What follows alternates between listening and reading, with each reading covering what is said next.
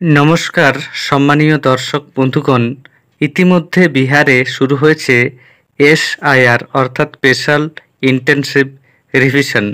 এবার পশ্চিমবঙ্গেও এসআইআর শুরু হবে খুব শীঘ্র, তা বিভিন্ন মাধ্যম থেকে জানা যাচ্ছে। বিহারে ইতিমধ্যেই প্রচুর মানুষের নাম বাতিল হয়েছে। তারপর থেকেই সাধারণ মানুষের মনে প্রশ্ন, কি কি ডকুমেন্ট লাগবে, যাদের জন্ম সার্টিফিকেট নেই তাদের কি করতে হবে, বা কোন কোন নথিকে বৈধ কাগজপত্র হিসাবে ধরা হবে, সম্পূর্ণ তথ্য আপনাদের এই ভিডিওতে আমি দেব। এর আগে অনুরোধ, চ্যানেলে নতুন হয়ে থাকলে ছোট্ট চ্যানেলটি সাবস্ক্রাইব করে নোটিফিকেশান অল করে রাখতে ভুলবেন না। এই ভিডিওতে আপনারা জানতে পারবেন কাদের কি ডকুমেন্ট লাগবে, ডকুমেন্ট না থাকলে আপনারা কি করবেন, সম্পূর্ণ তথ্য আপনারা এই ভিডিওতে পেয়ে যাবেন। দেখুন, একে একে আপনাদের প্রত্যেকটি প্রশ্নের আমি উত্তর দিচ্ছি। প্রথম প্রশ্ন, কাদের কাগজ দেখানোর প্রয়োজন নেই? 2002 সালের ভোটার লিস্টে যাদের নাম রয়েছে তাদের কোনো রকমের কাগজ দেখানোর প্রয়োজন নেই। আপনাদের জানিয়ে রাখি, পশ্চিমবঙ্গে শেষবার এসআইআর অর্থাৎ স্পেশাল ইন্টেনসিভ রিভিশন হয়েছিল 2002 সালে। তাই 2002 সালের ভোটার তালিকায় যাদের নাম রয়েছে তাদের আর কাগজ দেখানোর প্রয়োজন পড়বে না। তবে ওই লিস্টে যাদের নাম নেই তাদের নিজের পিতা বা মাতার ভোটার কার্ডের জেরক্স লাগবে। দ্বিতীয় যে প্রশ্নটি সকলের মনে আসছে সেটি হচ্ছে, জন্ম শংসাপত্র না থাকলে ভোটার তালিকা থেকে কি নাম বাতিল হবে?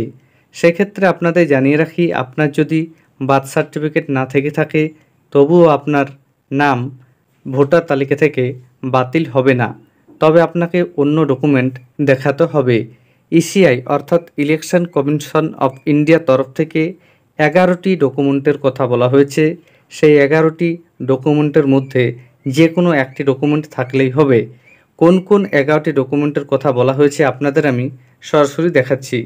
প্রথম যে ডকুমেন্টের কথা বলা হচ্ছে, আপনি কেন্দ্রীয় বা রাজ্য সরকারি কর্মচারী বা অবসরপ্রাপ্ত কর্মচারী হলে আপনার সেই পরিচয়পত্র দেখাতে পারেন।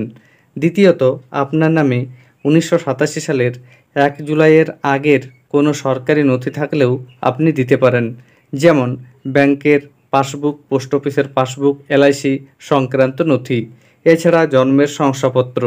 4 নম্বর, বৈধ পাসপোর্ট। 5 নম্বর, যে কোনো বোর্ড বা বিশ্ববিদ্যালয় থেকে পাওয়া শিক্ষা সংক্রান্ত শংসাপত্র, যেখানে জন্মের সাল এবং তারিখের উল্লেখ রয়েছে। 6 নম্বর, সংশ্লিষ্ট এলাকায় স্থায়ী বসবাসকারীর শংসাপত্র। 7 নম্বর, তফসিলি জাতি, উপজাতি এবং অন্যান্য অনগ্রসর শ্রেণীভুক্ত হলে তার শংসাপত্র। 8 নম্বর, জাতীয় নাগরিকপঞ্জি তালিকায় নাম। 9 নম্বর, বনাঞ্চলের অধিকারের শংসাপত্র। 10 নম্বর, রাজ্য সরকার বা স্থানীয় প্রশাসনের তৈরি করা পারিবারিক রেজিস্টার। 11 নম্বর, সরকার প্রদত্ত জমি বা বাড়ির নথি অর্থাৎ দলিল, পর্চা ইত্যাদিতে যদি আপনাদের নাম থাকে সেটিও আপনি ব্যবহার করতে পারবেন। তৃতীয় প্রশ্নটি হচ্ছে, 1987 পর জন্ম হলে বাবা মায়ের জন্ম শংসাপত্র দেখাতেই হবে? এক্ষেত্রে উত্তর হচ্ছে, যাদের 2002 সালের ভোটার তালিকায় নাম রয়েছে তাদের শুধুমাত্র ভোটার কার্ড দেখালেই হবে। তবে পরবর্তী ক্ষেত্রে যাদের নাম রয়েছে অর্থাৎ 2002-এর পর যারা ভোটার তালিকায় নাম তুলেছেন তাদের অন্যান্য ডকুমেন্ট দেখাতে হবে। 4 নম্বর প্রশ্ন, জন্ম শংসাপত্র না থাকলে কি অন্য নথি দেখানো যাবে? দেখুন, একটু আগে আমি আপনাদের দেখালাম ইলেকশন কমিশন অফ ইন্ডিয়ার তরফ থেকে 11টি ডকুমেন্টের কথা বলা হয়েছে। সেগুলির মধ্য থেকে একটা থাকলেই হলো। 5 নম্বর প্রশ্ন, ভোটার তালিকায় নাম না থাকলে কি নাগরিক নয়? দেখুন, ইসিআই অর্থাৎ ইলেকশন কমিশন অফ ইন্ডিয়ার তরফ থেকে সে কথা বলা হয়নি। বর্তমানে বিহারে এবং কিছুদিন পর পশ্চিমবঙ্গে এসআইআর অর্থাৎ স্পেশাল ইন্টেনসিভ রিভিশন হওয়ার কথা রয়েছে, অর্থাৎ নতুন করে ভোটার তালিকা তৈরি করার কথা রয়েছে, এবং সেই তালিকায় যাদের নাম থাকবে না তারা যে ভারতীয় নাগরিক নন এমন কিন্তু বলা হচ্ছে না। আপনাদের যদি কোনো কারণে কারোর নাম না থেকে থাকে, সেক্ষেত্রে ভবিষ্যতে আপনাদের কি করতে হবে, কি কি ডকুমেন্ট আপনাদের দিতে হতে পারে, সে ব্যাপারে সরকারি গাইডলাইন্স এলেই আপনাদের জানানো হবে।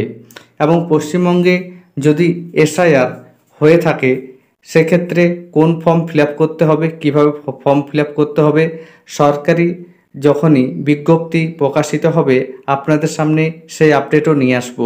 ধন্যবাদ।